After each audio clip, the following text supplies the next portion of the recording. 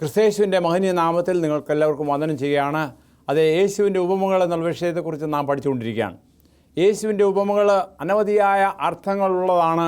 പ്രത്യേകിച്ച് പറയുമ്പോൾ സ്വർഗീയമായ കാര്യങ്ങളെക്കുറിച്ച് കർത്താവ് വളരെ ലളിതമായി അവരുടെ ദൈനംദിന കൃത്യങ്ങളിലുള്ളതായ കാര്യങ്ങൾ അവരോട് പറയുകയാണ് ചെയ്തത്.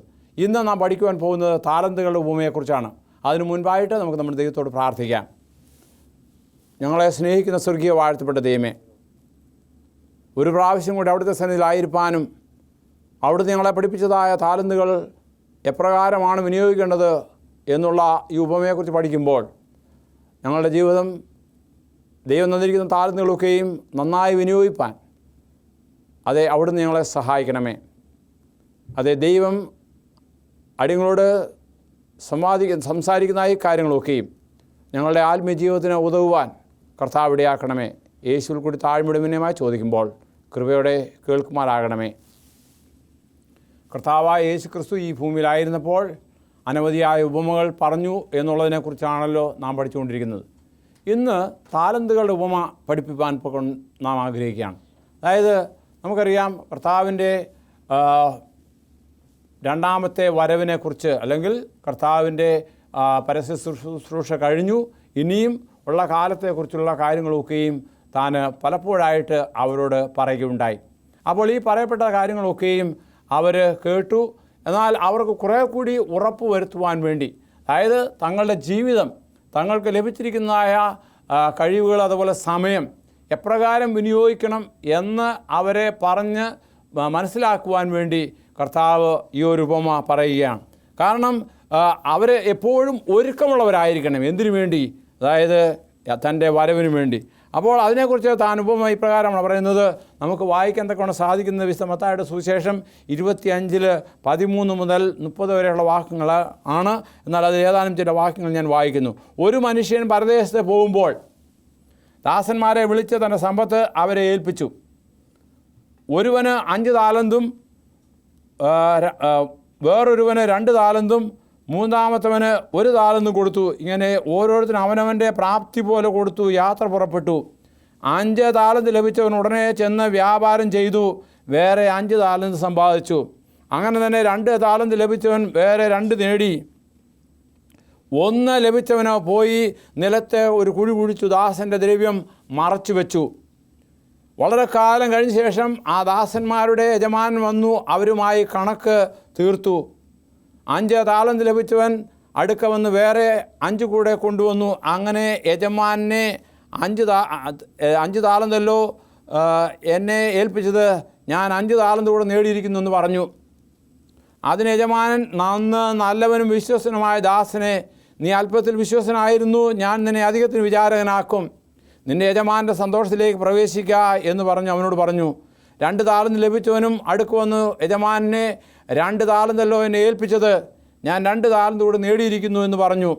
അതിന് യജമാനൻ, നല്ലവനും വിശ്വസനുമായ ദാസനെ, നീ അല്പത്തിൽ വിശ്വസനായിരുന്നു, ഞാൻ നിന്നെ അധികത്തിൽ വിചാരകനാക്കും, നിൻ്റെ യജമാൻ്റെ സന്തോഷത്തിലേക്ക് പ്രവേശിക്കുക എന്ന് അവനോട് പറഞ്ഞു.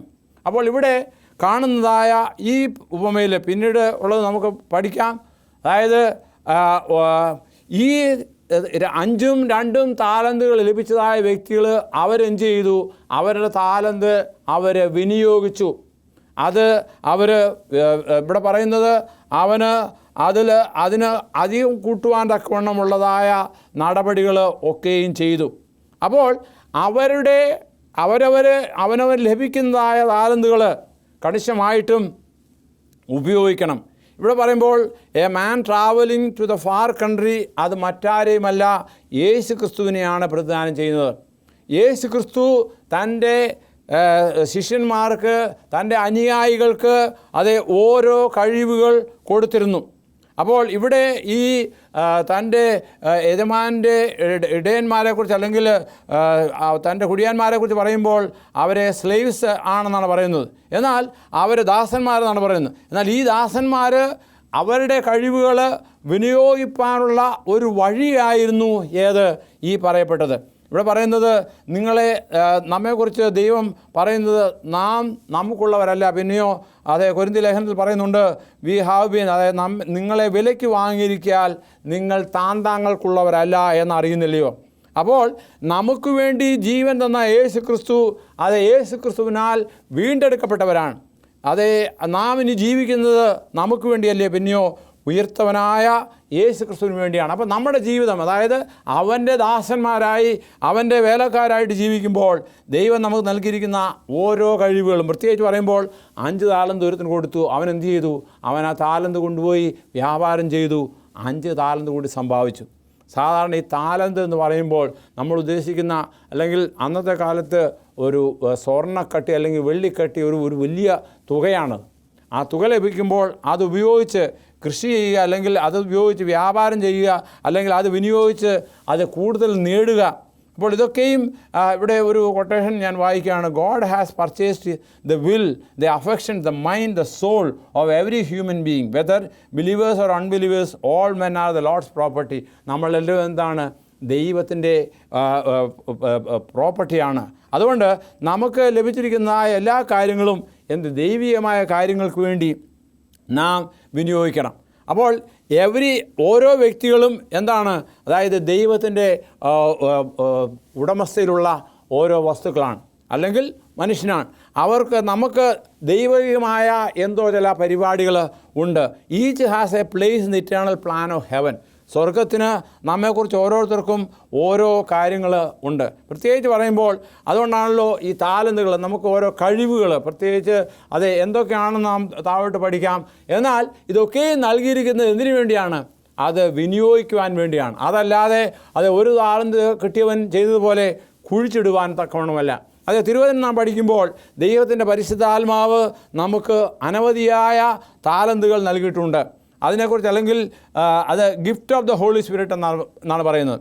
അപ്പോൾ അതിനെക്കുറിച്ച് അപ്പോസ്തലനായ പൗലോസ് കൊരിന്ത്യ ലേഖനത്തിൽ 12-ാമത്തെ അധ്യായത്തിൽ 8 മുതൽ 11 വരെ വായിക്കുമ്പോൾ അവിടെ വസ്തുനിഷ്ഠമായിട്ട് താൻ കൊടുത്തിരിക്കുന്ന കാര്യങ്ങൾ, ആത്മാവിനാൽ ഒരുത്തന് ആത്മാവിനാൽ ജ്ഞാനത്തിൻ്റെ വചനവും, മറ്റൊരുത്തന് അതേ ആത്മാവിനാൽ പരിജ്ഞാനത്തിൻ്റെ വചനവും നൽകപ്പെടുന്നു. വേറൊരുത്തന് അതേ ആത്മാവിനാൽ വിശ്വാസവും, മറ്റൊരുത്തന് അതേ ആത്മാവിനാൽ രോഗശാന്തികളുടെ വരം, മറ്റൊരുത്തന് വീര്യപ്രവൃത്തികൾ, മറ്റൊരു പ്രവചനം, മറ്റൊരുത്തന് ആത്മാവിൻ്റെ വിവേചനം, വേറൊരുത്തന് പലവിധ ഭാഷകൾ, മറ്റൊരു ഭാഷയുടെ വ്യാഖ്യാനം. എന്നാൽ ഇത് എല്ലാം പ്രവർത്തിക്കുന്നത് താൻ ഇച്ഛിക്കും പോലെ അവനവന് അതത് വരം പകുത്തു കൊടുക്കുന്നത് ഒരേ ആത്മാവാകുന്നു. അതായത് ദൈവത്തിൻ്റെ ആത്മാവാണ്.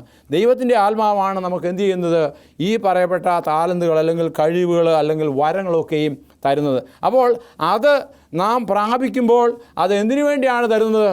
അതൊക്കെയും ദൈവകാര്യങ്ങൾക്കായിട്ട് വിനിയോഗിക്കുവാൻ വേണ്ടിയാണ്. അതായത് ഇതൊക്കെയും തരുന്നത് ഒരാത്മാവാകുന്നു, ശരീരം ഒന്നാകുന്നു, അതിന് അവയവം പലത്, ശരീരത്തിൻ്റെ അവയവവും പലതായിരിക്കെ എല്ലാം ഒരു ശരീരമായിരിക്കുന്ന പോലെ ആകുന്നു ക്രിസ്തുവും. അപ്പോൾ ക്രിസ്തു തലയായി അതെ നാം ഓരോരുത്തരും ഓരോ അവയവങ്ങളാണ്. ഇതൊക്കെയും ദൈവത്തിൻ്റെ ഒരു ദാനമാണ്.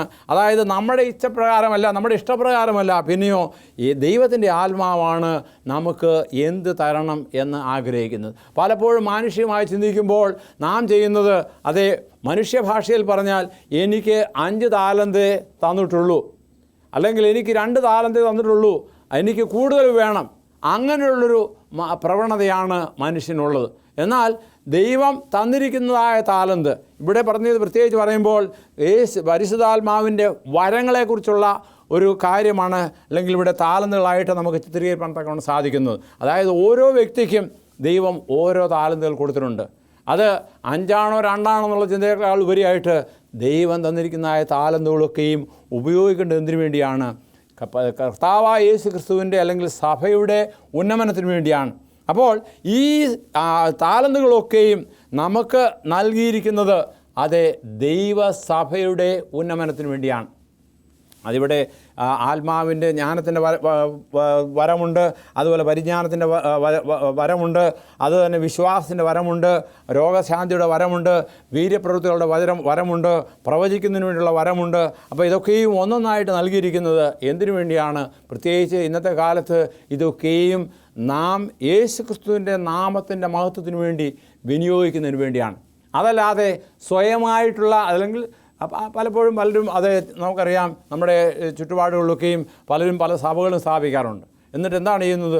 അവരിങ്ങനെ സഭ സ്ഥാപിച്ച് പിന്നെ ചില അതിൻ്റെ കൗണ്ടർ പാർട്ട് അമേരിക്കയിലുണ്ടെങ്കിൽ അവിടെ നിന്ന് പണം സമ്പാദിച്ച് അവർ വലിയ വീടുകളും മട്ടുപ്പാവ് കെട്ടിടങ്ങളൊക്കെയും കെട്ടി അവിടെ താമസിച്ച് സന്തോഷിക്കുന്നവരുണ്ട്. അതല്ല, അതിനുവേണ്ടിയല്ല. പിന്നെയോ അനേകരെ ക്രിസ്തുവിൻ്റെ അനുയായികളായി തീർക്കുവാൻ, യേശു ക്രിസ്തുവിൻ്റെ സ്വഭാവമുള്ളവരാക്കി തീർക്കുവാൻ വേണ്ടി ഈ താലന്തുകളൊക്കെയും വിനിയോഗിക്കണം. അപ്പോൾ അങ്ങനെ ചെയ്യുമ്പോൾ കണിശമായിട്ടും അത് ദൈവം നമ്മെ അനുഗ്രഹിക്കും. അതായത് യേശു ക്രിസ്തു തൻ്റെ ശിഷ്യന്മാർക്ക് പരിശുദ്ധാത്മാവിൻ്റെ വരം കൊടുത്തു. അത് നമ്മൾ വായിക്കുന്നുണ്ട്. യോഹന്നാൻ്റെ സുവിശേഷം 20:22 ഇങ്ങനെ വായിക്കുന്നു. ഇങ്ങനെ പറഞ്ഞ ശേഷം അവൻ അവരുടെ മേൽ ഊതി അവരോട് പരിശുദ്ധാത്മാവിനെ കൈക്കൊള്ളുവിനെന്ന് പറഞ്ഞു. അപ്പോൾ ദൈവം കാലാകാലങ്ങളിൽ നമുക്ക് വേണ്ട കഴിവുകൾ അല്ലെങ്കിൽ ആവശ്യമായതൊക്കെയും തരികയാണ്. പ്രത്യേകിച്ച് ലൂക്കോസിൻ്റെ സുവിശേഷത്തിൽ പറയുന്നുള്ളത്, എൻ്റെ പിതാവ് വാഗ്ദത്തം ചെയ്തതിനെ ഞാൻ നിങ്ങളുടെ മേൽ അയക്കും. ഇത് ചൂണ്ടിക്കാണിക്കുന്ന ദൈവത്തിൻ്റെ പരിശുദ്ധാത്മാവിനെ അയക്കുന്ന കാര്യമാണ്. ആയതുകൊണ്ട് ദൈവത്തിൻ്റെ പരിശുദ്ധാത്മാവിനെ നമുക്കറിയാം, ആദ്യ നൂറ്റാണ്ടിലെ അനുഭവം എന്തായിരുന്നു? അത് തൻ്റെ ശിഷ്യന്മാരൊക്കെയും തന്നോടൊപ്പം ഉണ്ടായിരുന്നു. എന്നാൽ അവർ യേശുക്രിസ്തുവിൻ്റെ മരണശേഷം, അല്ലെങ്കിൽ യേശുക്രിസ്തുവിനെ പിടിച്ചു കൊണ്ടുപോയി അതിനുശേഷം ഇവരൊക്കെ എന്ത് ചെയ്യും? പല ഭാഗത്തായിട്ട് പോയി. എന്നാൽ ദൈവം ചെയ്ത വാഗ്ദത്ത പ്രകാരം അവർ പെന്തക്കോസ്ത് നാളിൽ മാളിക മുകളിൽ കയറി എല്ലാവരും ഒത്തൊരുമിച്ച് കൂടിയപ്പോൾ അവർ പ്രാർത്ഥനയുണ്ടെന്നപ്പോൾ അവർ ഒരുങ്ങിയപ്പോൾ ദൈവത്തിൻ്റെ പരിശുദ്ധാത്മാവ് അവരുടെ മേൽ വന്നു. അവർക്ക് വലിയ വ്യത്യാസമുണ്ടായി. ആയതുപോലെ ദൈവത്തിൻ്റെ കൃപ നമുക്ക് നരുവാണ്ടാക്കണം. അതായത് കൊരിന്ത്യ ലേഖനത്തിൽ നിന്ന് വായിക്കുന്നുണ്ട്, എന്നാൽ നമ്മിൽ ഓരോരുത്തരും ക്രിസ്തുവിൻ്റെ ദാനത്തിൻ്റെ അളവ് ഒത്തവണ്ണം കൃപ ലഭിച്ചിരിക്കുന്നു. താൻ ഇച്ഛിക്കുമ്പോൾ അവനവന് അതത് വരം പകുത്തു കൊടുക്കുന്ന ഒരാത്മാവാകുന്നു. അപ്പോൾ ഈ ആത്മാവ് നമുക്ക് നൽകുന്ന ഈ കഴിവുകൾ, അത് നമുക്കറിയാം, അത് ചിലപ്പോൾ പ്രവചനപരമായിരിക്കാം, അത് ചിലപ്പോൾ സൗഖ്യമാക്കുന്നപരമായിരിക്കാം, അല്ലെങ്കിൽ അത് രോഗശാന്തിക്കുള്ളപരമായിരിക്കാം. അപ്പോൾ ഇതൊക്കെയും നമുക്ക് ലഭിച്ചത് എന്തിനു വേണ്ടിയാണ്? അതായത് ധനസമ്പാദനത്തിന് വേണ്ടി അല്ല എന്ന് ഞാൻ പറഞ്ഞു. പിന്നെയോ അതായത് ദൈവസഭയ്ക്ക് മുതൽ കൂട്ടുവാൻ, സഭയുടെ ഉന്നമനത്തിന് വേണ്ടി, സഭയുടെ വർധനവിന് വേണ്ടി ഈ താലന്തുകളൊക്കെയും ദൈവം നൽകിയിരിക്കുകയാണ്. ആദ്യ നൂറ്റാണ്ടിലെ അനുഭവം ഞാൻ മുമ്പേ പറഞ്ഞല്ലോ. അവിടെ അന്ന് പരിശുദ്ധാത്മാവ് തീനാളം പോലെ അവരുടെ മേൽ വന്നു. അവർ അന്യഭാഷയിൽ സംസാരിച്ച ഒരു കാര്യമുണ്ട്. അതിനെക്കുറിച്ച് ഞാനൊന്ന് ഇലാബറേറ്റ് ചെയ്യാൻ പോവുകയാണ്. കാരണം അന്ന് നടന്ന സംഭവം എന്തായിരുന്നു? അവിടെ അനേക സ്ഥലങ്ങളിൽ നിന്ന് യഹൂദന്മാരായിരുന്ന ആൾക്കാർ, മറ്റു ദേശത്തായിരുന്നവർ പെന്തക്കോസ്ത് നാളിൻ്റെ സെലിബ്രേഷന് വേണ്ടി, അല്ലെങ്കിൽ അതിൻ്റെ പെരുന്നാൾ ആഘോഷത്തിന് വേണ്ടി അവിടെ കടന്നു വന്നു. ദൈവത്തിൻ്റെ പരിശുദ്ധാത്മാവ് വന്നപ്പോൾ അവിടെ പത്രോസ് എഴുന്നേറ്റ് പ്രസംഗിച്ചു. ആ പ്രസംഗം അവരെല്ലാവരും അവരുടെ ഭാഷയിൽ കേട്ടു എന്നാണ് പറയുന്നത്. പ്രത്യേകിച്ച് പറയുമ്പോൾ അവിടെ 14 ഭാഷകൾ സംസാരിക്കുന്ന വ്യക്തികളുണ്ടായിരുന്നു. ഏത് ഭാഷയിലൂടെയാണ് പത്രോസ് പ്രസംഗിച്ചത്? ഞാൻ വിശ്വസിച്ച കണിശമായിട്ടും അവൻ സംസാരിക്കുന്ന ഭാഷയായിരുന്നിരിക്കാം. എന്നാൽ അവരവർ വന്ന ദേശത്തിൻ്റെ ഭാഷയിൽ, അല്ലെങ്കിൽ അവർ സംസാരിക്കുന്ന ഭാഷയിൽ അവരെല്ലാവരും കേട്ടു. അതിനെക്കുറിച്ച് പറയുമ്പോൾ നമുക്കറിയാം, ഈ പ്രത്യേകിച്ച് ഈ ബോർഡർ ഇന്ത്യയുടെ സംസ്ഥാനങ്ങളിൽ തന്നെ പല ഭാഷകളുണ്ടല്ലോ. ഈ പല ഭാഷകളിൽ ചില ബോർഡറുകളിൽ അവർക്ക് 1, 2, 3 ഭാഷകൾ അറിയാൻ കൊണ്ട് സാധിക്കും. അപ്പോൾ അതിൻ്റെ കാരണം എന്ന് വെച്ചാൽ ഈ സ്ഥലത്തെയും ഭാഷ അവർ പഠിച്ചിരിക്കും, അന്യ സംസ്ഥാനത്തെയും ഭാഷ അവർ പഠിച്ചിരിക്കും. അതുപോലെ ചിലപ്പോൾ അവർ വീട്ടിൽ സംസാരിക്കുന്നത് വേറൊരു ഭാഷയായിരിക്കും. ഉദാഹരണമായിട്ട് യഹൂദന്മാരെക്കുറിച്ച് പറയുകയാണെങ്കിൽ അവർക്ക് ഗ്രീക്ക് ഭാഷ അറിയാമായിരുന്നു. അതുപോലെ ചിലർക്ക് ലത്തീൻ ഭാഷ അറിയാമായിരുന്നു, ചിലർക്ക് അറിയാമായിരുന്നു. അതായത് അവർ സംസാരിക്കുന്ന ഭാഷ വേറൊന്നായിരുന്നു. അതുപോലെ പ്രത്യേകിച്ച് പറയുമ്പോൾ എബ്രായ ഭാഷയുണ്ടായിരുന്നു. എന്നാൽ എബ്രായ ഭാഷ എന്ന് പറയുമ്പോൾ അത് അവരുടെ ടെമ്പിൾ ലാംഗ്വേജാണ്.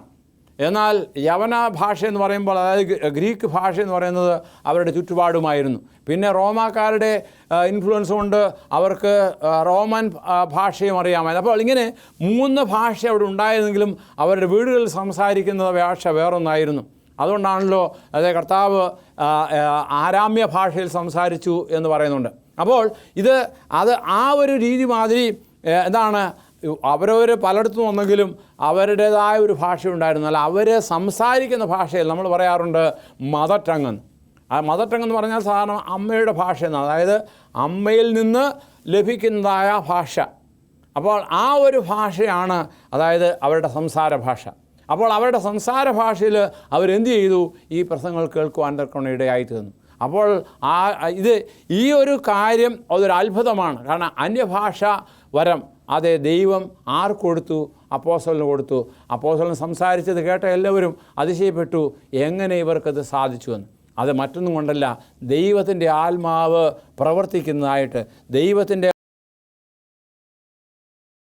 ഭാഷാവരം ദൈവം കൊടുത്തുകൊണ്ട്. അപ്പോൾ ആയതുകൊണ്ട് ഈ ദൈവം ഓരോ വരങ്ങളും നമുക്ക് നൽകുന്നത്, ഞാൻ പറഞ്ഞുവല്ലോ, ഇതൊക്കെയും സഭയുടെ ഉന്നമനത്തിന് വേണ്ടിയാണ്, ആയതുപോലെ നമ്മുടെ ആത്മീയ വർധനവിന് വേണ്ടിയാണ്. അപ്പോൾ അതൊക്കെയും നന്നായിട്ട് വിനിയോഗിക്കുക. അപ്പോൾ 5 താലന്ത് ചെയ്തവൻ എന്ത് ചെയ്തു? 5 താലന്തോട് കൊണ്ടുവന്നു. അതുപോലെ 2 താലന്ത് കൊടുത്തവൻ എന്ത് ചെയ്തു? അവൻ 2 താലന്തോട് കൊണ്ടുവന്നു. അപ്പോൾ അവരോട് പറഞ്ഞത് എന്താണ്? അതായത് നിങ്ങളെന്താണ്, അല്പത്തിൽ വിശ്വസനാണ്, ആയതുകൊണ്ട് നിങ്ങൾ അധികത്തിൽ വിചാരകനാകുവാൻ തക്കമുള്ളതായ ഒരു താല്പര്യമാണ് കർത്താവോട് കൊടുക്കുന്നത്. അതേ, നമുക്ക് ഓരോരുത്തർക്കും ദൈവം തന്നിരിക്കുന്നതായ തന്നിരിക്കുന്ന താലന്തുകളൊക്കെയും അത് നന്നായി വിനിയോഗിക്കാൻ തക്കവണ്ണമാണ് ദൈവം ആഗ്രഹിക്കുന്നത്. 5 താലന്ത് ലഭിച്ചവൻ 5 താലന്തോട് കൊടുത്തു. അതിന് യജമാനൻ നല്ലവനും വിശ്വസനമായ ദാസനെ, നീ അല്പത്തിൽ വിശ്വസനായിരുന്നു, ഞാൻ നിന്നെ അധികത്തിന് വിചാരകനമാക്കും, നിൻ്റെ യജമാനൻ്റെ സന്തോഷത്തിലേക്ക് പ്രവേശിക്കുക എന്ന് പറഞ്ഞു. അതുപോലെ തന്നെ കർത്താവ് 2 താലന്ത് ലഭിച്ച വ്യക്തിയോടും അത് പറഞ്ഞു, അതേ നീ യജമാനൻ നല്ലവനും വിശ്വസനമായ ദാസനെ, നീ അല്പത്തിൽ വിശ്വസനായിരുന്നു, ഞാൻ നിന്നെ അധികത്തിന് വിചാരകനാക്കും, നിൻ്റെ യജമാൻ്റെ സന്തോഷത്തിലേക്ക് പ്രവേശിക്കുക എന്ന് പറഞ്ഞു. അപ്പോൾ അങ്ങനെ യജമാൻ്റെ സന്തോഷത്തിലേക്ക് പ്രവേശിപ്പാൻ തക്കവണ്ണം നമ്മുടെ താലന്തുകൾ നാം ദൈവ കാര്യങ്ങൾക്ക് വേണ്ടി വിനിയോഗിക്കുന്നുണ്ടോ എന്ന് ഞാൻ നിങ്ങളോട് ചോദിക്കുകയാണ്. അതേ കർത്താവിൽ പ്രിയരെ, നാം ഓരോരുത്തർക്കും ദൈവം അതേ താലന്തുകൾ നൽകിയിട്ടുണ്ട്. ഈ താലന്തുകളൊക്കെയും നന്നായി വിനിയോഗിക്കേണ്ടതായ ഒരു കാര്യമാണ് ദൈവം നമ്മിൽ നിന്ന് ആഗ്രഹിക്കുന്നത്. എന്നാൽ എന്ത് സംഭവിച്ചു? 1 താലന്ത് ലഭിച്ചവൻ എന്താണ് സംഭവിച്ചതെന്ന് പറയുന്നുണ്ട്. അവന് ലഭിച്ച താലന്ത് അവനെന്ത് ചെയ്തു? ഒരു കുഴി കുഴിച്ചു, അതിൽ കുഴിച്ചിട്ടു, അത് മൂടി വെച്ചു. അത് യജമാൻ്റെ കണക്ക് കൊടുക്കുന്ന നാഴിയിൽ അവൻ ആ താലന്തും കൊണ്ട് വന്നിട്ട് പറഞ്ഞു, യജമാനെ, അങ്ങ് ഇങ്ങനെയുള്ളവനാണ്, അതേ അങ്ങ് വളരെ ക്രൂരനും അല്ലെ കൂടുതലായി എന്നിൽ നിന്നും ആഗ്രഹിക്കുന്നവനും ആയതുകൊണ്ട് അങ്ങയുടെ താലന്ത് ഞാൻ തിരിച്ച് അതുപോലെ കൊണ്ടുവന്നിരിക്കുന്നു. അപ്പോൾ അതേ യജമാനൻ അവനോട്, അതേ ഇത് ഞാൻ മറ്റുള്ളവർ കൊടുത്തിരുന്നെങ്കിൽ അതിൻ്റെ പലിശ എനിക്ക് കിട്ടുമായിരുന്നല്ലോ എന്നുള്ളതായ ആഗ്രഹം പ്രകടിപ്പിച്ചു. അതുകൊണ്ട് അങ്ങനെയുള്ളൊരു അവസ്ഥയിലേക്ക് പോകുവാനല്ല ദൈവം നമ്മെ ആഗ്രഹിക്കുന്നത്. പിന്നെയോ, അല്പത്തിൽ വിശ്വസനായവൻ അധികത്തിൽ വിശ്വസൻ, അത്യല്പത്തിൽ നീതി കെട്ടവൻ അധികത്തിൽ നീതി കെട്ടവൻ എന്നുള്ള വാക്ക് നമ്മൾ കേട്ട്, അതായത് അവിശ്വസ്തത നമ്മിൽ നിന്നുണ്ടാകുവാൻ തക്കവണ്ണം ഇടയായി തീരരുത്. കാരണം ദൈവം നമുക്ക് ഓരോ കഴിവുകൾ കാലാകാലങ്ങളിലായിട്ട് നൽകിയിട്ടുണ്ട്. അതിനൊക്കെയും നാം എന്ത് ചെയ്യണം? കണക്ക് കൊടുക്കണം. അതായത് എന്നാൽ ഓരോരുത്തരും ആത്മാവിൻ്റെ പ്രകാശനം പൊതുപ്രയോജനത്തിനായി നൽകപ്പെടുന്നു. അത് സ്വാർത്ഥപരമായി വിനിയോഗിക്കുന്നതിന് വേണ്ടി അല്ല. പിന്നെയോ അത് ദൈവസഭയ്ക്ക്, അതുപോലെ തന്നെ ദൈവികമായ കാര്യങ്ങൾക്ക് വിനിയോഗിക്കുന്നതിന് വേണ്ടിയാണ്. 1 താലന്ത് ലഭിച്ചവൻ എന്ത് ചെയ്തു എന്ന തിരുവചനം എന്താണ് പറയുന്നത് നമുക്ക് ചിന്തിക്കാം. 1 താലന്ത് ലഭിച്ചവനും അടുക്ക വന്നു, യജമാനെ, നീ വിതയ്ക്കാത്തടത്ത് നിന്ന് കൊയ്യുകയും വിതറാത്തത്തിൽ നിന്ന് ചേർക്കുകയും ചെയ്യുന്ന മനുഷ്യൻ എന്ന് ഞാൻ അറിഞ്ഞു. ഭയപ്പെട്ട് ചെന്ന് നിൻ്റെ താലന്ത് നിലത്ത് മറച്ചു വെച്ചു, നിൻ്റേത് ഇതാ എടുത്തുകൊള്ളുക എന്ന് പറയുണ്ടായി. അതിന് യജമാൻ ഉത്തരം പറഞ്ഞത്, ദുഷ്ടനും മടിയനുമായ ദാസനെ, ഞാൻ വിതയ്ക്കാത്തടത്ത് നിന്ന് കൊയ്യുകയും വിതറാത്തടത്തിൽ നിന്ന് ചേർക്കുകയും ചെയ്യുന്നവനെന്ന് നീ അറിഞ്ഞുവല്ലോ. നീ എൻ്റെ ദ്രവ്യം പൊൻവാണിഭക്കാരെ ഏൽപ്പിക്കേണ്ടിയിരുന്നു, എന്നാൽ ഞാൻ വന്ന് എൻ്റേത് പലിശയോടുകൂടി വാങ്ങിക്കൊള്ളുമായിരുന്നു. അങ്ങനെ ആ താലന്ത് അവൻ്റെ കയ്യിൽ നിന്ന് എടുത്ത് 10 താലന്തുള്ളവനെ കൊടുക്കുകയും അവനെ ഇരുട്ടിലേക്ക് അന്ധകാരത്തിലേക്ക് തള്ളിക്കളയുവാൻ തക്കമുള്ളതായ കൽപ്പന കൊടുക്കുകയും ചെയ്തു. അപ്പോൾ ഇവിടെ നാം പഠിക്കുന്നത്, അതെ, ദൈവം തരുന്നത് താലന്ത് 1 ആയാലും അത് 5 ആയാലും അത് 2 ആയാലും അത് വേണ്ടതുപോലെ വിനിയോഗിക്കേണ്ടതായ ഒരു കടമ നമുക്ക് ഓരോരുത്തർക്കുമുണ്ട്. അതേ, തിരുവചനത്തിൽ കർത്താവായ യേശു ക്രിസ്തു ഈ ഉപമ നമുക്ക് നൽകിയത് എന്തിനു വേണ്ടിയാണ്? അതായത് നമ്മുടെ ആത്മീയ ജീവിതത്തിൽ ദൈവത്തിൻ്റെ പരിശുദ്ധാത്മാവിലൂടെ തരുന്നതായ താലന്തുകളൊക്കെയും നല്ലവണ്ണം വിനിയോഗിക്കുകയും അതിന് മുഖാന്തരം നല്ല ഫലമുള്ളവരായി ജീവിക്കുകയും ചെയ്യുക, അതിനു വേണ്ടിയാണ്. അതേ, ദൈവം തരുന്നതായ ഓരോ താലന്തുകളും അത് നാം വിനിയോഗിച്ച്, അല്ലെങ്കിൽ നമുക്ക് ലഭിച്ചിരിക്കുന്ന താലന്ത് എന്നാണെന്ന് മനസ്സിലായിക്കൊണ്ട് അത് നല്ല കാര്യത്തിനായിട്ട്, ദൈവിക സഭയുടെ മുതൽ കൂട്ടുവാൻ വേണ്ടി, ആത്മീയ വർധനവിനായിട്ട്, മറ്റുള്ളവരുടെ അനുഗ്രഹത്തിനായിട്ട് വിനിയോഗിക്കുക. കാരണം ഒരു താലന്തായാലും അത് ഒരു താലന്തേ ഉള്ളൂ എന്നുള്ള ചിന്തയാണ് പലപ്പോഴും പലരെയും ഭരിക്കുന്നത്. എനിക്ക് 2 താലന്തുണ്ടായിരുന്നെങ്കിൽ ഞാൻ കുറേ കൂടി കാര്യങ്ങൾ ഭംഗിയായിട്ട് ചെയ്യും എന്നുള്ള ചിന്താഗതിയുണ്ട്. എന്നാൽ അത് ശരിയല്ല. ദൈവം നമുക്ക് 10 താലന്ത് തന്നാലും 2 താലന്ത് തന്നാലും അത് 1 താലന്ത് തന്നാലും എന്തായിരുന്നാലും അത് വിനിയോഗിച്ച് മടക്കി കൊടുക്കേണ്ടതായൊരു സാഹചര്യമുണ്ട്. ആയതുകൊണ്ട് നാം അല്പത്തിൽ വിശ്വസ്തനെ നീ അധികത്തിന് വിചാരകനാകുക എന്നുള്ളതായ ദൈവികമായ കാര്യം കേൾക്കുവാൻ തക്കവണ്ണം നാം എപ്പോഴും ഒരുക്കമായിരിക്കണം. ആയതുകൊണ്ട് ദൈവ നിയമപ്രകാരം നാം മടിയന്മാരായിരുന്നാൽ അത് നമ്മെ നിത്യനാശത്തിലേക്ക് വഴി തെളിക്കപ്പെടുകയാണ്. എന്നാൽ ഓരോരുത്തരും ആത്മാവിൻ്റെ പ്രകാശനം പൊതുപ്രയോജനത്തിനായി നൽകപ്പെടുന്നു എന്ന് ഞാൻ മുമ്പേ വായിച്ചുവല്ലോ. ആ പൊതുപ്രയോജനം എന്താണ്? അത് മറ്റുള്ളവരുടെ നന്മയ്ക്കായിട്ട് നമുക്ക് നൽകിയിരിക്കുന്നതായ താലന്തുകളൊക്കെയും വിനിയോഗിക്കുക. അതേ, നാം മറ്റുള്ളവർക്ക് വേണ്ടി ഒരുങ്ങുമ്പോൾ എന്താണ് ചെയ്യുന്നത്? അത് നമ്മുടെ ആത്മീയ ജീവിതത്തിന് തന്നെ അതൊരു പ്രയോജനമായിട്ട് മാറും. ഒരു ചെറിയ കഥ പറയുവാനൊക്കെ ഞാൻ ആഗ്രഹിക്കുകയാണ്. ഒരു വലിയ മേശ ഒരുക്കിയിരിക്കുകയാണ്. ആ മേശയിൽ അനവധിയായ നല്ല സ്വാദിഷ്ടമേറിയതായ ആഹാര വസ്തുക്കളൊക്കെയും ഉണ്ട്. എന്നാൽ അവിടെ ആർക്കും സ്വയമായിട്ട് എടുത്ത് തിന്നുവാനൊക്കെ സാധിക്കുകയില്ല. അപ്പോൾ അവിടെ ചുറ്റുപാടും കൂടിയുന്നവർ അങ്ങോട്ടും ഇങ്ങോട്ടും നോക്കിയിരിക്കുകയാണ് ഈ ആഹാരം എങ്ങനെ കഴിപ്പാനൊക്കെ സാധിക്കും. എന്നാൽ ഈ ചെറിയ കഥയിൽ പറയുന്നത് ഒരു വ്യക്തി തൻ്റെ അടുത്തിരുന്ന വ്യക്തിക്ക് ആഹാരം എടുത്തു കൊടുത്തു. അങ്ങനെ ചെയ്യാം. അപ്പോൾ അവർ അങ്ങോട്ടും ഇങ്ങോട്ടും അങ്ങനെ ആഹാരം എടുത്തു കൊടുത്തു. അങ്ങനെ രുചികരമായ ആഹാരം അവർ ഭക്ഷിച്ചു. ഇത് ദൈവികമായ ഒരു മേശപ്പുറത്ത് നമുക്ക് തന്നിരിക്കുന്നതായ വലിയ ഭോജ്യം അത് നാം ഭക്ഷിക്കുകയല്ല, പിന്നെയോ മറ്റുള്ളവർക്ക് കൊടുക്കുക. അങ്ങനെ കൊടുക്കുമ്പോൾ എല്ലാവരും അതിൽ തൃപ്തിയാകുവാൻ തക്കവണ്ണം ഇടയായിത്തീരുന്നു. ദൈവം നമുക്ക് നൽകിയിരിക്കുന്നതായ കഴിവുകളൊക്കെയും അത് മറ്റുള്ളവരുടെ അനുഗ്രഹത്തിനായി നാം ഉപയോഗിക്കുമ്പോൾ അത് നമ്മുടെ ഓരോരുത്തരുടെയും നന്മയ്ക്കായിട്ട്, നമ്മുടെ ഓരോരുത്തരുടെയും അനുഗ്രഹത്തിനായിട്ട് തീരും. ആയതുകൊണ്ട് സ്വാർത്ഥപരമായി ചിന്തിച്ച് അത് മറച്ചു വെച്ച് അല്ലെങ്കിൽ അത് കുഴിച്ചിട്ട് അത് ഉപയോഗശൂന്യമാക്കാതെ ദൈവം തന്നിരിക്കുന്നതായ കഴിവുകളൊക്കെയും അത് നന്നായിട്ട് വിനിയോഗിച്ച് അത് നന്മയ്ക്ക്, മറ്റുള്ളവരുടെ അനുഗ്രഹത്തിനായി തീരുക. ഒരു ഉദ്ധരണി ഞാനിവിടെ വായിക്കുകയാണ്. Employed to bless others, then his gifts will increase. If you shut up for our own self, then what happens? It will be withdrawn from us. ആയതുകൊണ്ട് നമ്മിൽ നിന്ന് എടുത്തു കളയാതിരിപ്പാനൊക്കെ വേണം വിനിയോഗിക്കുക. അനുഗ്രഹം പ്രാപിപ്പാൻ അത് നല്ലവണ്ണം വിനിയോഗിക്കുക. ദൈവം നമ്മെ ഓരോരുത്തരെയും അതിനായിട്ട് ഈ താലന്തുകളുടെ ഉപമ അനുഗ്രഹിക്കട്ടെ എന്ന് ഞാൻ ആശിക്കുകയും പ്രാർത്ഥിക്കുകയും ചെയ്യാണ്. ഈ താലന്തുകളുടെ ഉപമ വീണ്ടും നമുക്ക് തുടരാം. അതുവരെയും ദൈവം നമ്മെ ഓരോരുത്തരെയും കാക്കട്ടെ. നമുക്ക് പ്രാർത്ഥിക്കാം. ഞങ്ങളെ അധികമായി സ്നേഹിക്കുന്ന സ്വർഗീയ വാഴ്ത്തപ്പെട്ട ദൈവമേ, അവിടുത്തെ ദൈവികമായ ദൂതിന് നന്ദിയോടെ സ്തോത്രം. അതനുസരിച്ച് ജീവിപ്പാനുള്ള മനസ്സൊരുക്കത്തെ അടിങ്ങൾ തരണമേ. ഞങ്ങൾക്ക് ലഭിച്ചിരിക്കുന്നതായ താലന്തുകൾ എന്തായിരുന്നാലും അത് മനസ്സിലായിക്കൊണ്ട് അത് മറ്റുള്ളവരുടെ നന്മയ്ക്കായി വിനിയോഗിപ്പാൻ ഞങ്ങളെ ഓരോരുത്തരെയും സഹായിക്കണം. ഇതുവരെയും ദൈവം ചെയ്ത അനുഗ്രഹങ്ങൾക്കെല്ലാറ്റിനും നന്ദിയോടെ സ്തോത്രം.